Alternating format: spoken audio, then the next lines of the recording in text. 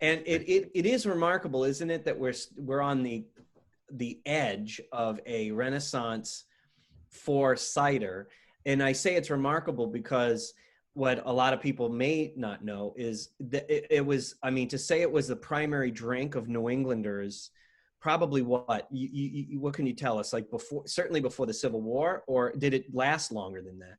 Oh, they brought a cider press over on the Mayflower, and Okay. one of the masts on the ship broke, and they used a piece of wood from the cider press to repair the ship, so it could arrive. Wow. And they brought apple seedlings with them. I mean, back in literally until 100 years ago, apples were not just your source of sweetness; they were your source of alcohol. So in colonial times, apples were people didn't drink beer or spirits or wine. They drank cider, and apples were the source of that. So it's the history of apples and hard cider in America. I like to say it's a parable for the history of our country itself. I mean, Johnny Appleseed, if you want to do an entire session on an early entrepreneur, we could talk about John Chapman. But I'm happy to go into that at some point.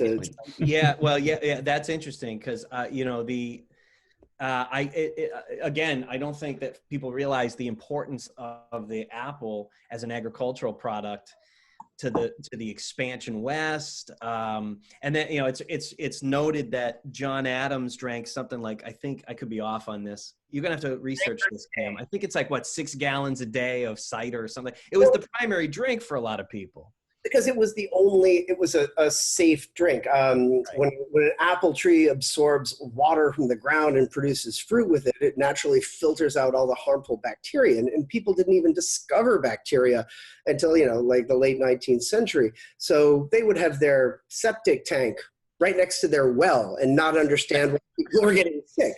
So cider was a safe, relatively low alcohol beverage to drink.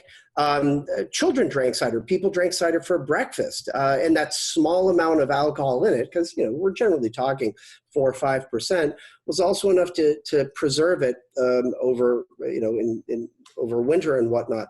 So it gave people a safe beverage.